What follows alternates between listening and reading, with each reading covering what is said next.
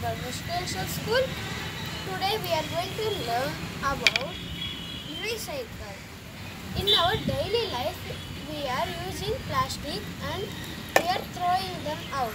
It is not good for our earth. In our home, we have used this oil can. Now we are going to learn how to reuse this. First you have to cut it into half and we have to put holes. You have to cut like this and you have to put mud inside this. We have filled the mud inside this. Now it is ready to planting. We have planted this. We have painted this because the sunlight should not go to the roots directly.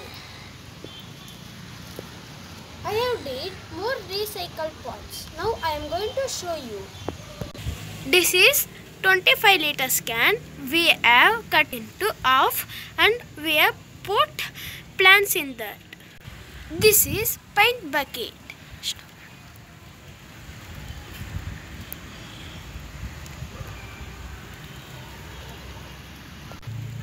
This is also 25 liters can. Even this is also 25 liters can.